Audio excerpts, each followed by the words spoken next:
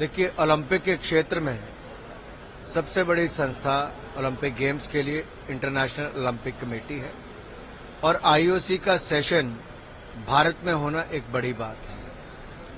और मैं सभी मेंबर्स का जहां एक और स्वागत करता हूं, वहीं ये भी देखने को मिल रहा है कि उनके लोग भी भारत में आकर भारत की सभ्यता, संस्कृति जहां एक और वो देखने को मिल रहा है, तो एक और क्रिकेट का जुनून भी आज देश में है। तो सबका मिश्रण एक साथ चल रहा है।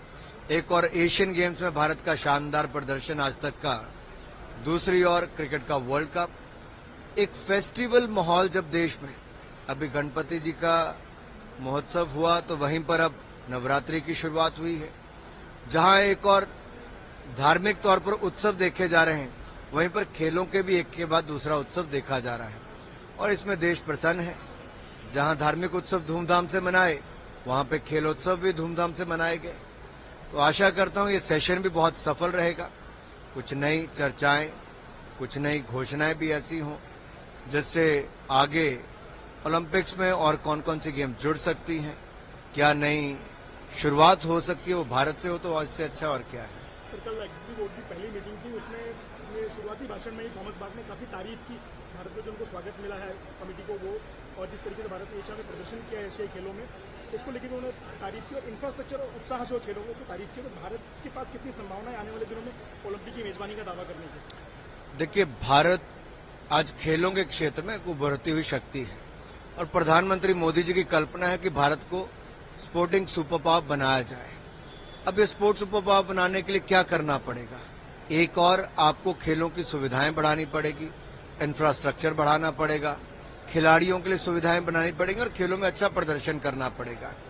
जहां तक खेल इंफ्रास्ट्रक्चर की बात है, 3,000 करोड़ रुपए के प्रोजेक्ट आजकल चल रहे हैं। जहां तक खेलों के टूर्नामेंट्स की बात है, तो खेलो इंडिया अभियान में खेलो India youth games, university games और विंटर गेम्स का आयोजन किया जा रहा है और खेलो इंडिया एथलीट्स और एक्रेडिटेड अकेडमीज को लेके हजारों खिलाड़ियों की बोर्डिंग, लॉजिंग, ट्रेनिंग, सारा खर्चा भारत सरकार वहन करती है। खिलाड़ी को कोई खर्च अपनी जेब से नहीं करना पड़ता, उल्टा जेब खर्च भी 6 लाख, 3 लाख और 1,20,000 अलग अलग चरण के खिलाड़ियों को दिया जाता है। ये बदलाव हुआ है मोदी सरकार में। खिलाड़ी की चिंता मुक्त किया और सुविधा युक्त किया है, इसलिए खिलाड़ी बेहतर इक्विप्ड होकर बेहतर परफॉर्मेंस कर पा रहा है और कहीं ना कहीं ये आधार बना है देश के खिलाड़ियों के लिए। अब बड़े टूर्नामेंट्स करने के लिए क्या करना है, उसके लिए भी हमारी रणनीति है कि भविष्य में भारत सबसे बड़ा आयोजन ओलंपिक्स का दुनिया में गिना जाता है, उसका करेगा। उसके लिए भारत ने कमर कसी है। भविष्य में जब भी बिडिंग का समय आएगा, भारत उस समय बिड करने के लिए तैयार रहेगा। सर, आप खुद भी खिलाड़ी और प्रशासक रहे हैं क्रिकेट के। क्रिकेट ओलंपिक्स में होगा या नहीं, इस बात पर भी चर्चा चली, शायद फैसला भी हो जाए इस सेशन में। क्या उम्मीद करेंगे सर क्रिकेट को लेकर के? देखिए, इसके दो पहलू हैं। पहला, इस पे आईसीसी किस नजरिए से देखता है, क्या लाभ क्या नुकसान देखता है। लेकिन मैं ये देखता हूं, अगर क्रिकेट इंटरनेशनल ओलंपिक कमेटी द्वारा और आईसीसी द्वारा इसको ओलंपिक्स का एक हिस्सा बनाया जाता है, तो दुनिया भर के देशों में सरकारों को क्रिकेट के लिए एक बजट का प्रावधान करने में आसानी होगी। अगर आप कुछ देशों को छोड़ दें जहां पे क्रिकेट बहुत अच्छा चलता है, अन्य देशों में अगर स्पोर्ट्स इंफ्रास्ट्रक्चर देखना हो तो उन देशों की सरकारें बजट में उसका प्रावधान नहीं करेंगे तो बड़ा मुश्किल होता है। तो शायद एक बहुत बड़ा बूम दुनिया के 190 देश जहां पे क्रिकेट को अभी उस तरह का बल, सुविधाएं और इंफ्रास्ट्रक्चर मिलना चाहिए, वो नहीं मिला। इस निर्णय से वो मिल पाएगा। सर, इजराइल में जिस तरह से अशांति हुई है पिछले कुछ दिनों में, तो ऑपरेशन अजय शुरू किया भारत ने।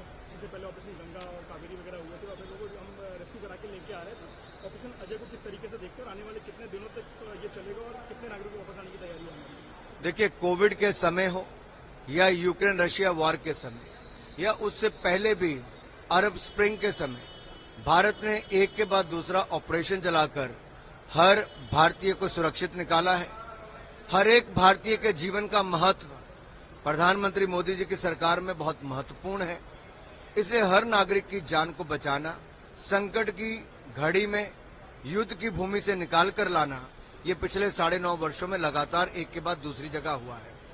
न केवल अपने नागरिकों को बचाया, पर आपने देखा होगा, चाहे नेपाल हो, अफगानिस्तान हो या अन्य देश हों, जैसे मान लीजिए यूक्रेन में वहां पे भी भारतीय नागरिकों के साथ अन्य देशों के नागरिकों को भी निकालने का अवसर मिला।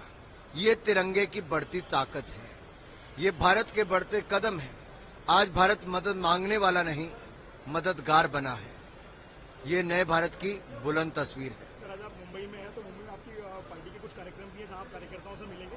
बीएमसी चुनाव और जो बाकी चुनाव की तैयारी है उसका जायजा आप लेंगे, इस बात का अनुमान लगाया जाए तो राजनीतिक तौर पर आपका ये दौरा कितना महत्व रखता है मुंबई बीजेपी और महाराष्ट्र के विरुद्ध चुनाव के लिए? महाराष्ट्र में भारतीय जनता पार्टी बहुत मजबूत है और मुझे जो भी भविष्य के चुनाव होंगे उनमें तो अच्छा करेंगे।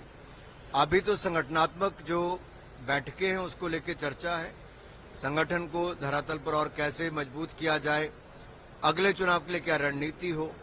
सभी लोकसभा सीटों पर भारतीय जनता पार्टी शानदार प्रदर्शन करे और फिर एक बार मोदी जी के नेतृत्व में देश आगे बढ़े।